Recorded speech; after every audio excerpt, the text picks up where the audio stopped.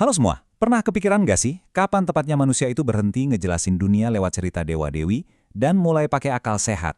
Nah, dalam beberapa menit ke depan, yuk kita telusuri bareng-bareng kisah luar biasa tentang gimana pergeseran cara berpikir ini terjadi. Sebuah revolusi yang melahirkan filsafat dan sains yang kita kenal sekarang. Coba deh, bayangin sejenak.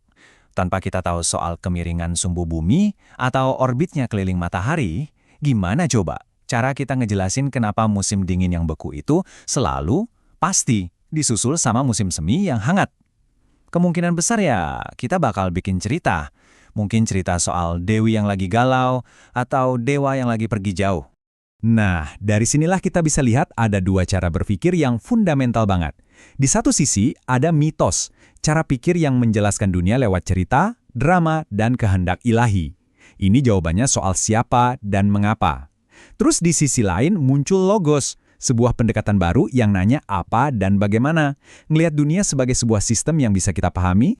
Oke, jadi sebelum logos ini muncul, mitos itu benar-benar yang berkuasa. Selama ribuan tahun, peradaban manusia itu hidup dalam kerangka berpikir mitologis untuk memahami segala sesuatu di sekitar mereka.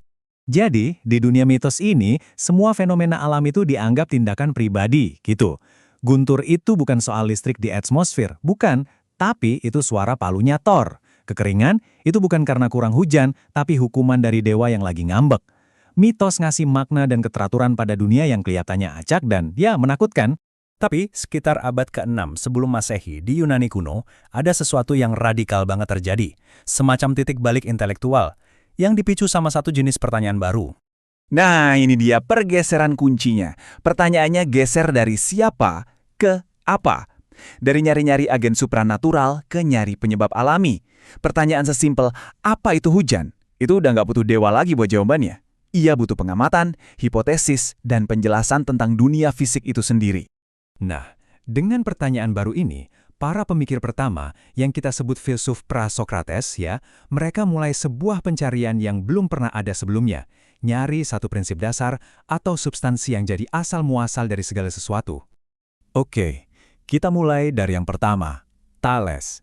Dia ngelihat kalau air itu bisa macam-macam bentuknya, cair, padat, dan gas. Jadi dia nyimpulin, pasti semuanya itu asalnya dari air. Kedengarannya simpel ya, tapi ini lompatan yang revolusioner banget. Untuk pertama kalinya, alam semesta dijelasin pakai satu prinsip alami, bukan dewa. Tapi muridnya Thales, si Anaximander, dia nggak setuju. Dia nanya, kalau air itu sumber segalanya, kok bisa ada api? Logis kan? Dia pun nawarin sesuatu yang lebih abstrak, apeiron, atau yang tak terbatas. Ini adalah substansi purba yang dari sanalah semua hal muncul dan kesanalah semuanya kembali. Nah, dari sinilah perdebatan filosofis dimulai. Lalu muncul Anaximenes yang kayaknya ngambil jalan tengah nih. Buat dia, udara jawabannya. Kenapa? Karena udara bisa merenggang jadi api atau memadat jadi angin, awan, air, tanah, sampai batu.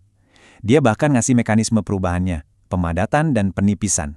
Tapi gini, yang paling penting di sini itu bukan jawabannya benar air, apeiron, atau udara. Revolusi yang sesungguhnya itu ada di metodenya. Untuk pertama kalinya, mereka ini bikin sebuah proses, ngamatin, nyari penjelasan alami, dan yang paling penting ya, mendebatkan ide-ide itu pakai nalar. Pencarian pakai nalar ini akhirnya ngebawa para filosof ke salah satu problem paling dalam, soal hakikat perubahan itu sendiri. Apakah dunia ini terus-terusan berubah atau perubahan itu cuma ilusi aja? Nah, di sini kita lihat ada dua kubu yang benar-benar berlawanan. Heraklitus percaya satu-satunya yang pasti di alam semesta ini ya perubahan itu sendiri. Sebaliknya, Parmenides, dia pakai logika murni buat bilang kalau perubahan itu secara logis nggak mungkin. Sesuatu itu ada atau tidak ada, nggak ada yang namanya menjadi. Dan kutipan terkenal dari Heraklitus ini ngegambarin idenya dengan pas banget. Waktu kamu melangkah ke sungai untuk kedua kalinya, baik kamu maupun air sungainya itu udah berubah. Buat Heraklitus, seluruh realitas itu, ya kayak sungai ini, selalu dalam keadaan mengalir. Jadi, apa sih warisan dari revolusi intelektual gede ini? Apa yang kita dapat dari pergeseran dari mitos ke logos? Intinya, lahir sebuah metode berpikir yang benar-benar baru, semacam proses 3 langkah yang jadi fondasi cara kita nyari tahu sesuatu secara rasional. Pertama, amati dunia baik-baik. Kedua, cari penyebab di dalam alam itu sendiri, bukan di luar. Dan ketiga, pakai akal sehat dan logika buat ngebangun argumen yang koheren. Terus, kenapa ini penting buat kita sekarang? Ya karena setiap kali kita ngelakuin eksperimen sains, setiap kali kita ngebangun argumen pakai bukti, atau bahkan pas kita coba mecahin masalah secara logis, kita itu sebenarnya lagi ngikutin jejak yang pertama kali dibuat sama para filsuf Yunani kuno ini. Kisah ini nunjukin ke kita kalau rasa penasaran dan keberanian buat bertanya dengan cara baru itu benar-benar bisa mengubah dunia. Jadi sebagai penutup, saya mau lempar pertanyaan ini ke kalian. Pertanyaan besar apa sih tentang dunia ini yang paling bikin kalian penasaran dan pengen kalian jawab?